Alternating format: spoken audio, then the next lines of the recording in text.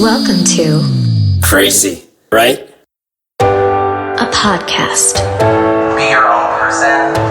for those affected by Crazy, right? mental health. I wanted to just try it. Crazy, It's something that I've struggled with for a while.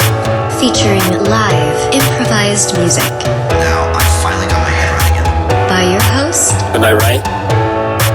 Crazy, It feels good to talk about it. right?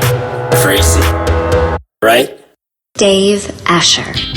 My guest today is Rebecca Montalvo. She is a coffee nerd, filmmaker, actor, musician, improviser, and family lady based out of Chicago. She is currently working on the web series Amigas, which premieres August 16th on YouTube. Rebecca, thanks for joining me here today in my studio. I'm going to step over here to my piano. When you first started drinking, how old were you? I was 18 when I first started drinking. And where was this? Oh, my first drink was right before a party called Bad Ideas, and I am not making that up. If that was like pretty foreshadowing. And I had vodka and orange juice. I guess they call those screwdrivers. And I was like, great, this is gonna be the best night ever. I'm going to be hydrated, and I'm gonna get ready to just party tonight. And then, of course, at the end of the night, a fire truck came out because they thought a girl was dying, and I was like, who are they bringing the fire truck for? And my best friend was like, it's for you, Rebecca. It is for you. But the morning after, I was like, I want to do this again. And at what point did you have your first experience with depression? Oh, you know what? I think my first experience with depression, I think it really started when I was in my early teens. The first time the thought of oh, I can probably just kill myself came when I was 13.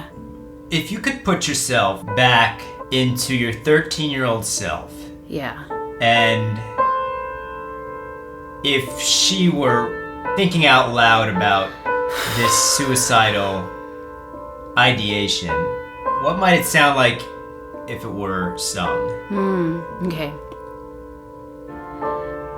Got a bad grade again. Means my mama won't say I love you. My dad didn't come home again. I guess it means he don't love me. Why'd that boy give me that ugly look? Why won't that girl just be my friend? Oh, what do I have to do? I guess I'll just run away.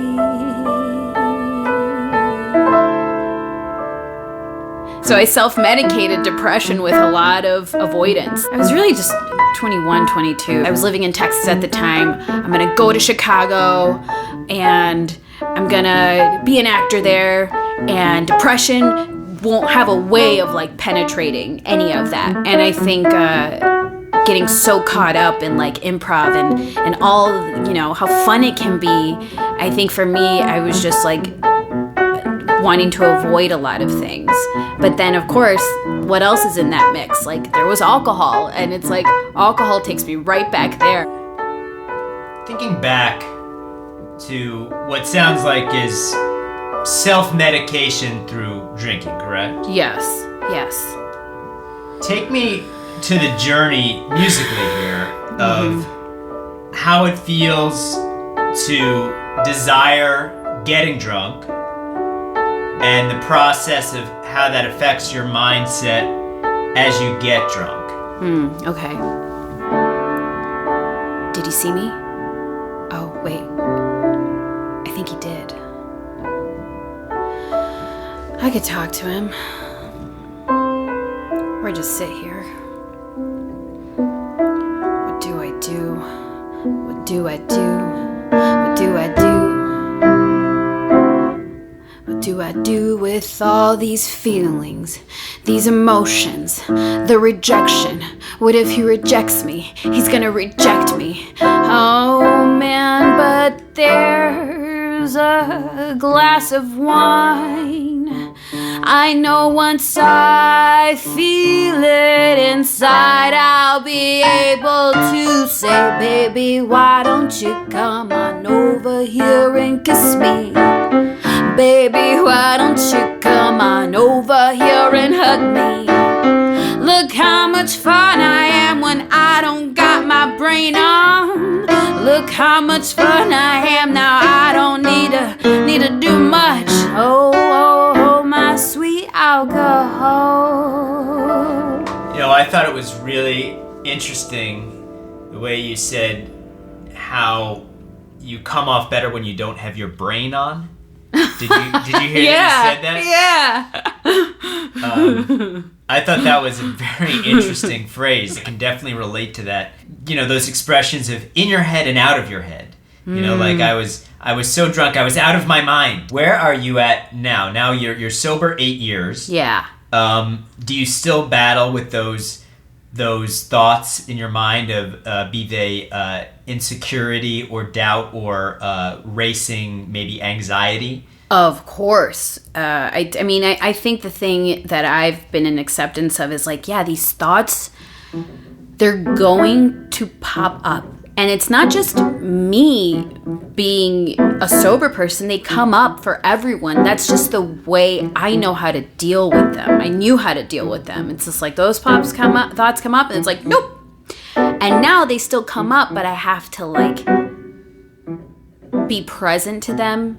I'm going to try and be the voice in your head and my head. And I'm just curious, without alcohol, how you might talk us down from some of these inner voices.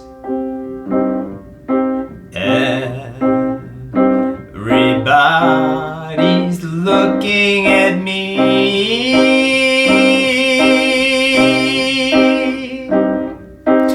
Everybody's thinking about themselves, thinking about you, thinking about themselves. Boy, I sure am confused, but let me tell you, everyone's just worried about themselves.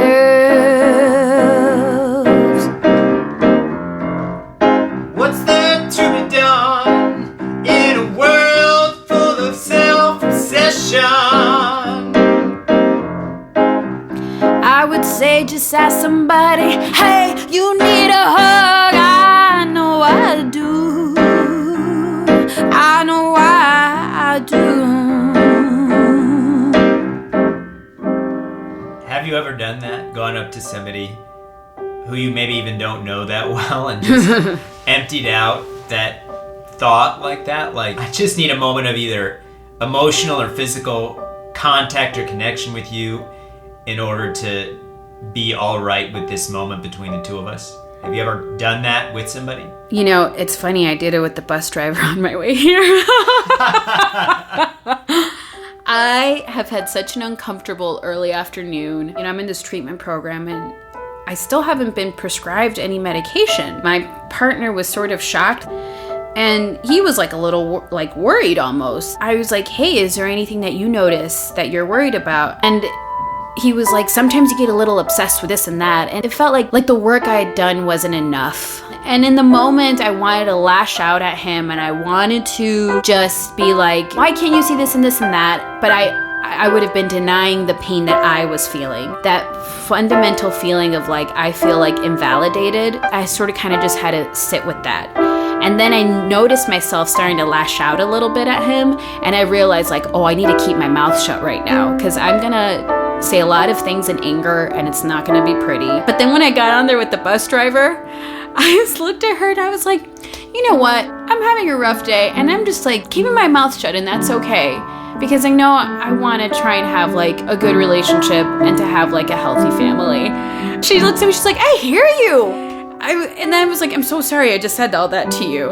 And she's like, no, I needed to hear that as well. It was like such a sweet moment. And I'm like, it makes me cry because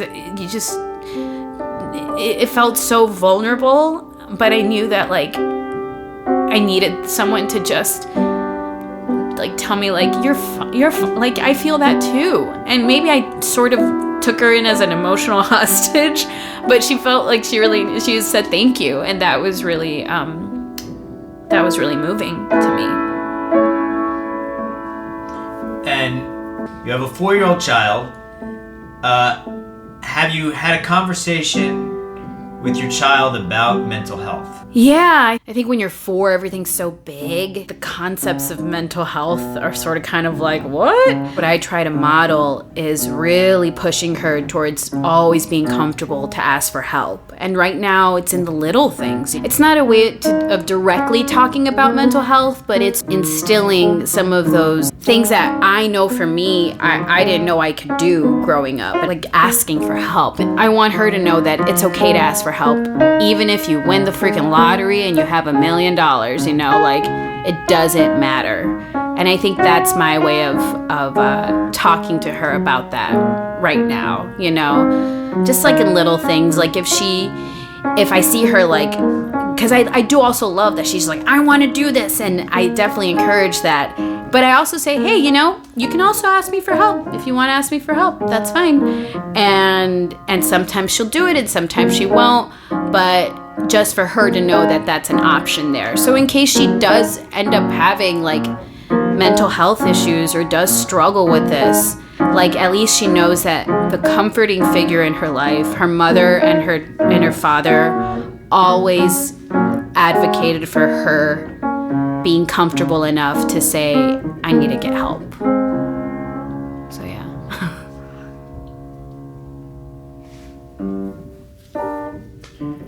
What's something that you are looking forward to in the next few days or weeks? I'm gonna make a little short film about grounding yourself, a grounding technique that I like for when my brain gets overwhelmed. Could you perhaps sing about this grounding technique? Treat me so. I'm someone I haven't seen your project yet, right? And I have a difficult relationship with getting grounded. Certainly, I can play this role very easily. Pitch me on how I can be more grounded. What is the system? How does this work? Ooh, okay.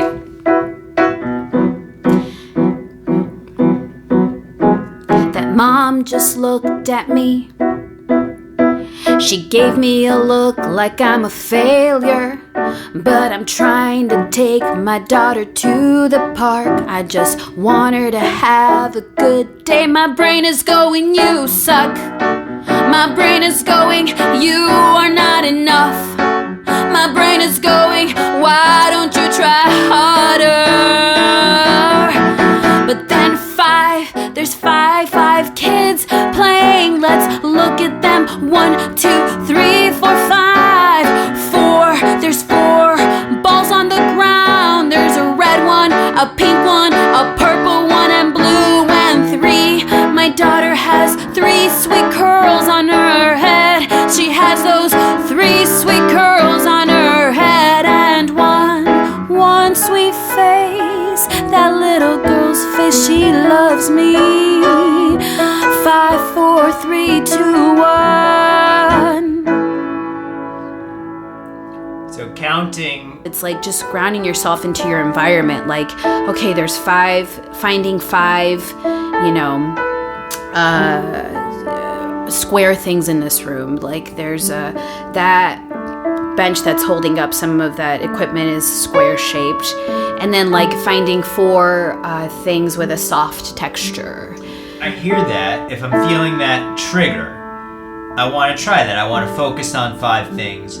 But then there is definitely, as an actor as well, that pull to read body language, to connect with what might be somebody's inner thought.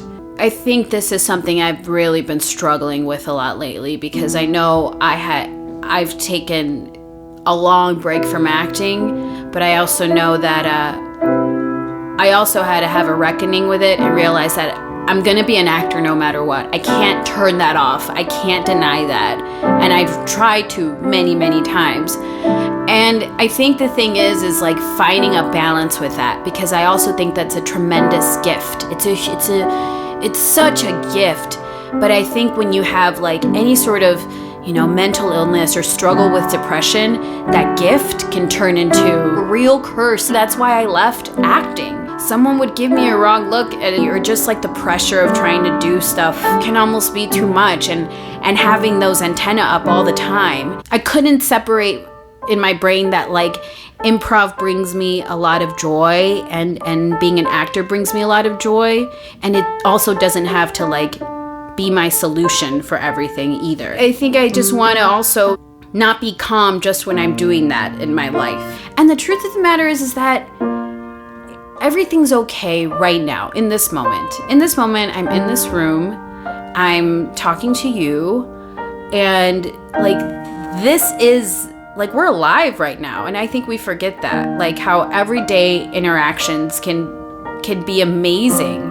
And I somehow fall into this belief sometimes of like, you know what, once I have this thing, everything's gonna be great. But like right now, I get to have like an honest conversation with another human being. I think that's what it comes down to for me. Yeah. So let's just close with a song called I'm Alive. We'll sing a duet called I'm Alive and see what happens, okay? Okay. I feel like I'm just so grateful right now.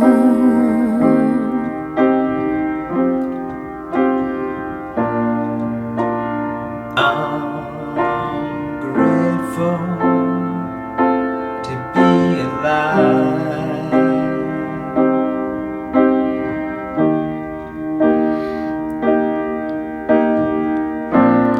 I just love seeing your fingers playing the piano, and I love hearing our music. I love listening to it. When you get deep into the music, the song starts to feel like a part of you. I guess that means this moment's a part of me. This moment's a part of me. This moment will feed my life.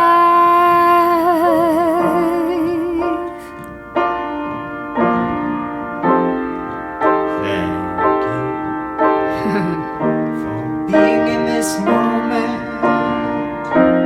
with me.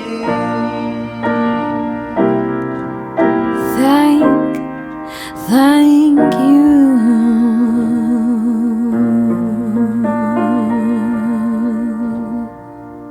Great to be with you.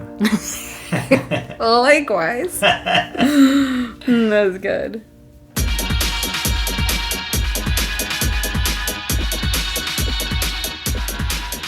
Thank you again to my guest, Rebecca Montalvo. You can message and follow her on Instagram at Amigas Show, or listen to the covers that she loves performing with her partner on SoundCloud at Mozita, spelled Mozita. Thanks again, Rebecca. All the best. That wraps up this episode of Crazy Right with Dave Asher. Thank you so much for listening. If you enjoyed this episode, please consider writing a review or rating this podcast. And of course, we would love it if you subscribe. I'm Dave Asher, and I'm glad to be here.